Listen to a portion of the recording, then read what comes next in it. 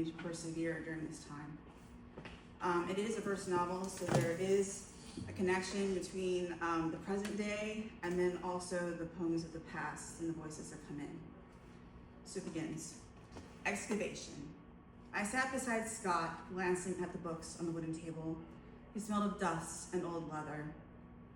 I had an ink smudge staining my left cheek, silence broken only by the pen scratching against the paper, his soft breathing.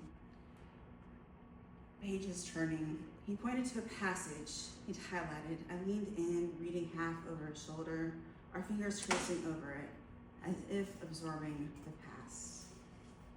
And then a lot of my titles are, if you read the book, in Polish, German, and Russian, and I am terrible with language, so this is translated as invasion from the Polish.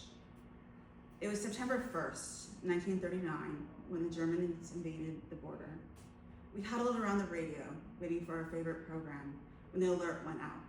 The first week we heard how brave the military was, how the men were in high spirits and sure to win. And then the Russians entered from the east.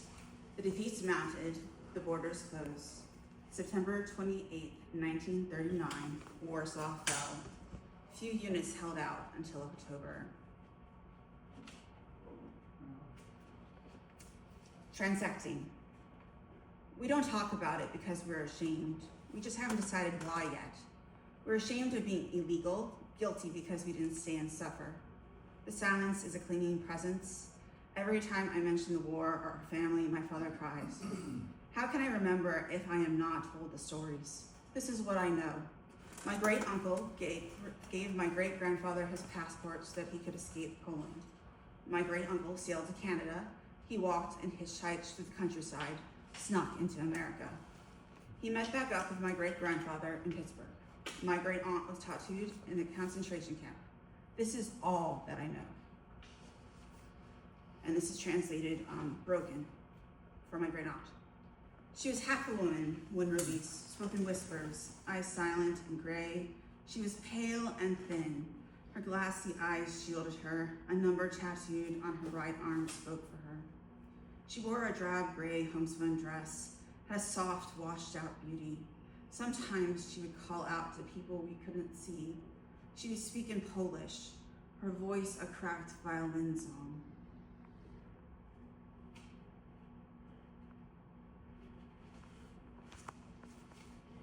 And this is Great Uncle. It was originally published in War Literature and the Arts. Great Uncle. Glenn was a digger, a tunneler.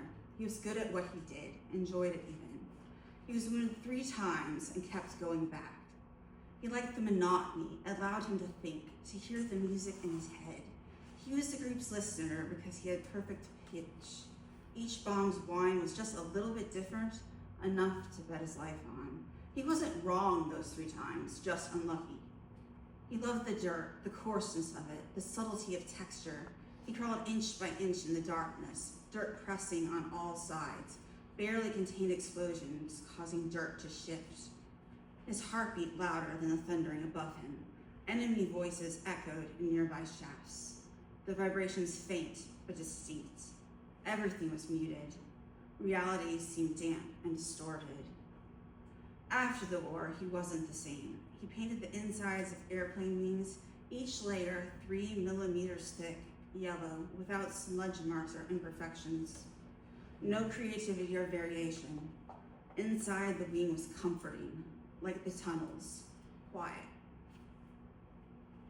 I am skipping on for some of the dastardly, awful stuff, but all right, recording.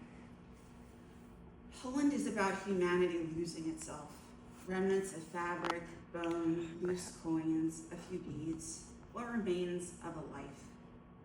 A ring, but it doesn't tell what the boy whispered in her ear or how their hands touched. Some Roman Catholic Poles did participate, both passively and actively, but not all of them. Not all of them were in concentration camps either. We all remember differently. The Germans didn't want their history, neither did the Jews and Poles, and we're all left with bitter ashes. Nothing is like it says in the textbook. Life is muddled, filled with prejudices. When Pam, a Jewish woman, speaks about seeing the Polish camps, I am enraged. She touches intimately what is mine. She that also feels the anger, their pulses, wears a cloak of faces and names. They whisper. Years later, she and I are angry. Our German woman lies awake angry. We blame each other, roll our eyes, but we see the faded pictures, the rain-rounded gravestones. We call out the names.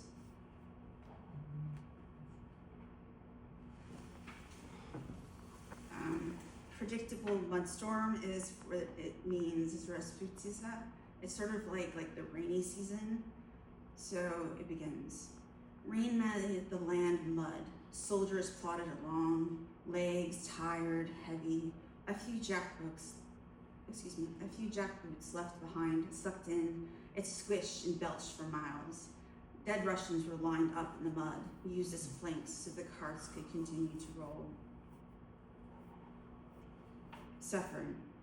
Near the forest of Katyn, the Russians took their prisoners, officers, professors, the unwanted and unneeded, hardened from war and beatings.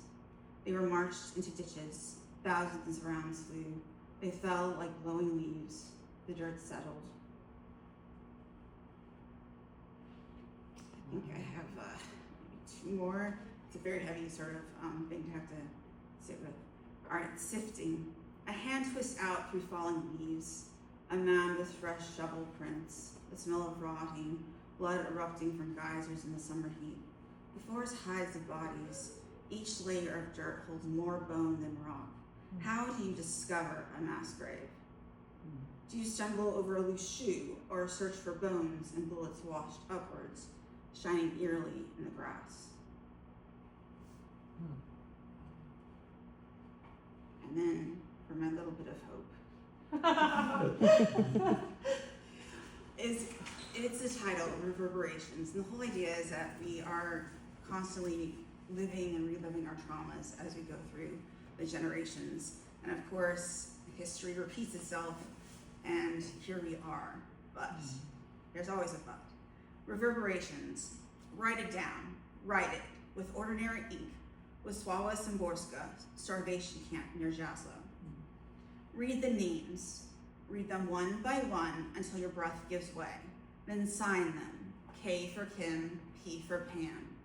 What happens when you fall over a root, but it's really a glove, when shattered glass gives layers of meaning? Lying on a floor of pine needles, you can almost hear them.